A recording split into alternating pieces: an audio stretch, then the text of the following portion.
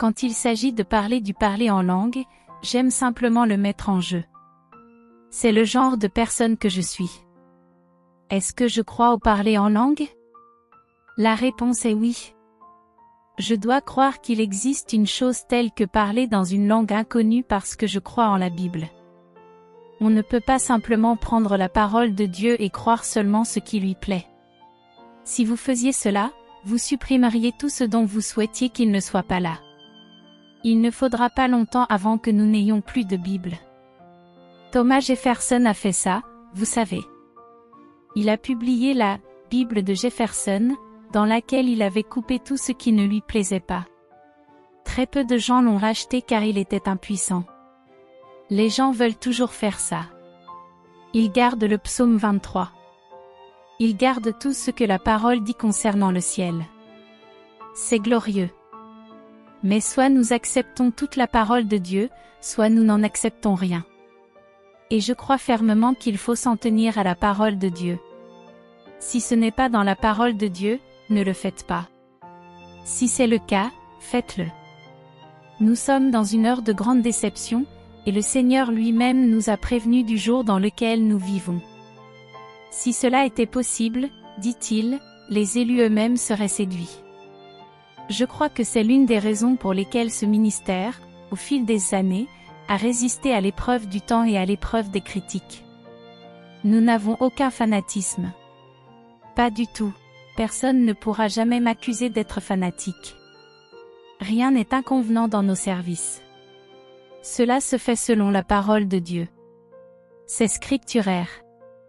Et il devrait en être ainsi, car le fondement de ce ministère est la parole de Dieu. Pendant si longtemps, j'ai eu peur du mot « pentecôtiste ».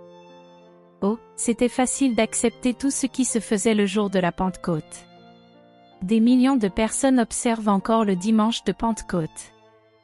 Mais ce que des millions de personnes n'ont pas accepté, c'est le fait que nous vivons encore à l'époque de la Pentecôte. Tout ce qui s'est passé le jour de la Pentecôte devrait se produire à cette heure même dans toutes les églises du monde. La froideur, la mort, le manque de pouvoir dans beaucoup de nos églises aujourd'hui ne sont pas naturels, ce n'est pas naturel. Car partout où vous trouvez le Saint-Esprit, vous trouverez de l'action, vous trouverez des manifestations surnaturelles de la puissante troisième personne de la Trinité, y compris le parler en langue. Le mot « pentecôtiste » est un mot qu'on murmure. Mais maintenant et avec beaucoup d'audace vous verrez des prêtres catholiques dire « Je suis un prêtre catholique pentecôtiste ». Vous trouverez un pasteur baptiste disant « Je suis un pasteur baptiste pentecôtiste ».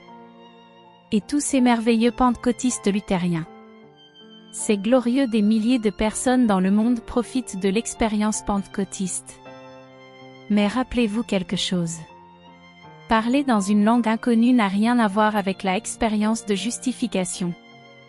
C'est le sang qui fait l'expiation pour l'âme. Je veux le répéter, c'est le sang versé de Jésus-Christ, le Fils de Dieu, qui fait de nous les héritiers de Dieu et les co-héritiers de Jésus-Christ.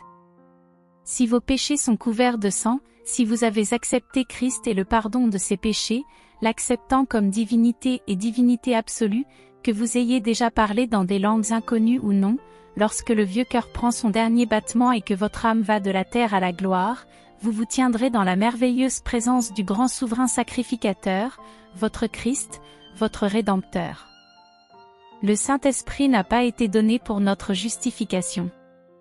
Jésus est celui qui a effectué notre justification.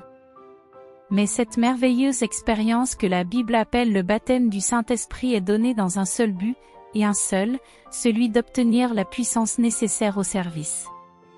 Juste avant de partir, Jésus a laissé un message pour l'Église d'alors, l'Église d'aujourd'hui. Il a dit, « Mais vous recevrez une puissance, après quoi le Saint-Esprit sera venu sur vous. » Actes 1h8.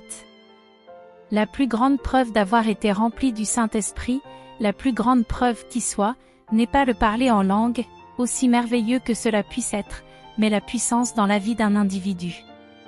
Vous pouvez parler en langue toutes les heures, mais, mon ami, si votre vie n'est pas à la hauteur de la puissance du Saint-Esprit, alors je ne vous donnerai pas grand-chose pour votre expérience de parler dans une langue inconnue. Et c'est juste comme ça. Personne n'a jamais entendu Catherine Kuhlman dire qu'elle avait un, ou plusieurs, des dons de l'esprit. J'ai toujours peur des gens qui se vantent d'avoir reçu des cadeaux spéciaux. J'ai été en contact avec ceux qui se sont tenus très hardiment devant moi et m'ont dit, « Vous savez, j'ai tous les dons de l'esprit. » Ils le disent comme s'ils pensaient être arrivés et qu'il n'y avait plus rien pour eux. Je suis toujours un peu sceptique à l'égard de ces gens-là. Quand on a été rempli du Saint-Esprit, quand on est contrôlé par le Saint-Esprit, on ne se vantera jamais. Jamais. C'est pour ça que je ne dis jamais que j'ai un don particulier. Il n'y a qu'un seul cadeau. Le don donné est par Jésus, la personne du Saint-Esprit lui-même. Tout le reste, les langues, la foi, la guérison et même la sagesse sont des manifestations que le Saint-Esprit apporte avec lui. Tout ce que je sais, c'est que j'ai soumis mon corps à Jésus pour être rempli du Saint-Esprit. Je me suis abandonné à lui. Ma vie ne m'appartient plus. Il me possède, corps, âme et esprit. Tout ce que le Saint-Esprit m'a donné, tout ce qu'il fait à travers moi, tout résultat qu'il pourrait y avoir dans ma vie, ce n'est pas Catherine Kuhlman, c'est le Saint-Esprit. S'il m'a donné quelque chose de très spécial, ce n'est toujours pas Catherine Kuhlman, c'est seulement l'œuvre du Saint-Esprit à travers un vase CD. C'est la raison pour laquelle nous devons faire très attention à lui donner la louange et la gloire pour tout ce que le Saint-Esprit fait.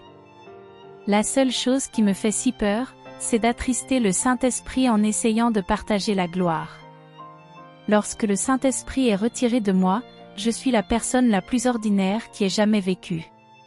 Il n'y a aucune femme vivant aujourd'hui qui soit plus ordinaire que Catherine Kuhlman. Je le sais mieux que quiconque. C'est pour cette raison que je ne peux pas me vanter de quelque chose de spécial. Tout ce que je peux faire, c'est vous dire ce que fait le Saint-Esprit et faire le vœu de faire très attention à donner à Dieu toute la louange et toute la gloire pour tout.